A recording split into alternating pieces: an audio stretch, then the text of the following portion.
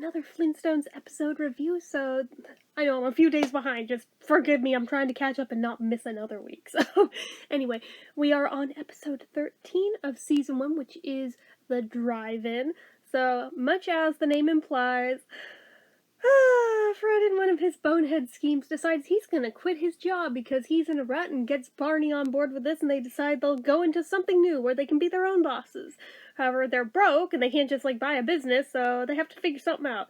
So they go down to, a job agency, and they somehow, I guess this guy must be crooked or something, because he's like, oh, yeah, I got just the thing with no money going in.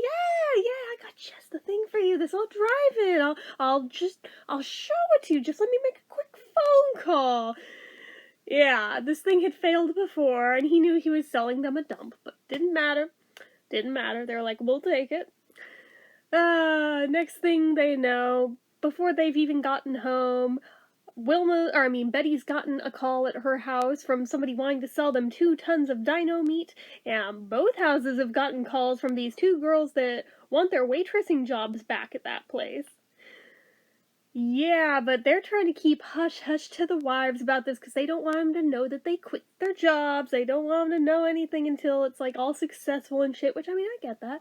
But, because of that, these strange women calling the house asking for their husbands is kinda sus. As it should be.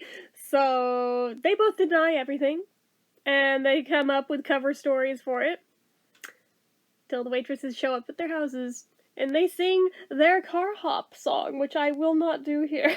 I refuse to do it. I legit had to go ask my mom, hey, in the days of drive-ins, was that song a thing, or is that just for this show? She's like, just for the show. I was like, oh, thank God. Because I'm pretty sure if I had existed back then, when in the days of drive-ins, and that had been a required thing, pretty sure I would have sooner put a bullet in my head than sang that thing every day. But anyway, so yeah, cover's kind of blown, but they're still denying everything. They come up with a second cover story now.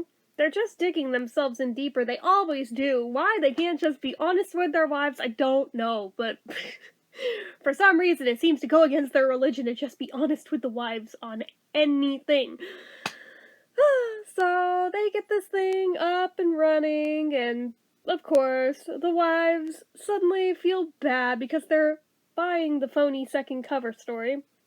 So Wilma wants to apologize and goes to call Fred at work to apologize, except now she finds out that, oh, Fred quit his job. Oh, interesting. So Betty calls for Barney. Finds out he too has quit his job. Alright, so they go out and they start driving around looking for the guys, figuring they've got to be at one of their usual haunts for sure. And there are none of them. They have no idea where they are. They're starting to question if they've maybe skipped town or something. It's that dire, and they feel like they only have themselves to blame because they gave them so much grief over the girls. But then they realize they're hungry and want to get a bite to eat on the way home. So where do they stop? They stop at the drive-in, because how convenient. Of course they did. Of course they did.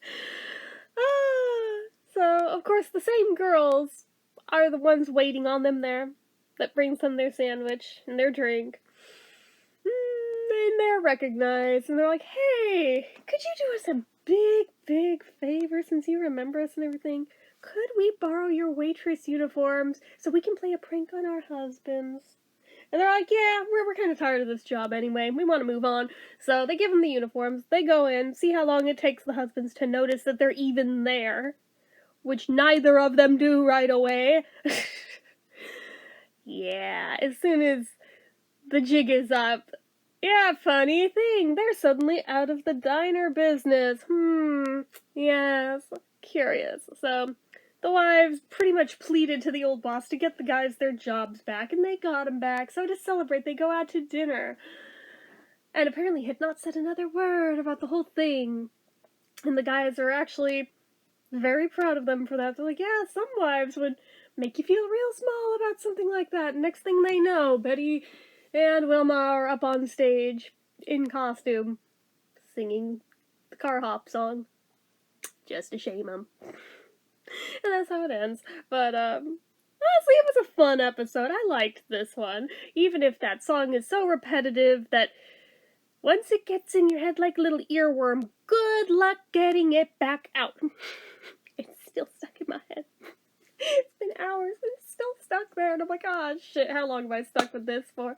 But regardless, it is a fun episode, even if it is a ridiculous one.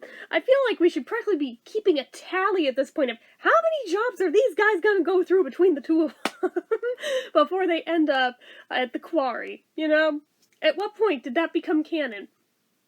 I don't know. Maybe when Pebbles was born and he needed job security. I don't know. I suppose we'll find out, but anywho, I think I would give this maybe like a solid 4 out of 5. That's a good one. It's a good one, but that damn song does grow old really quick. So, otherwise, I would probably give it a 5, but oh my god, that damn song.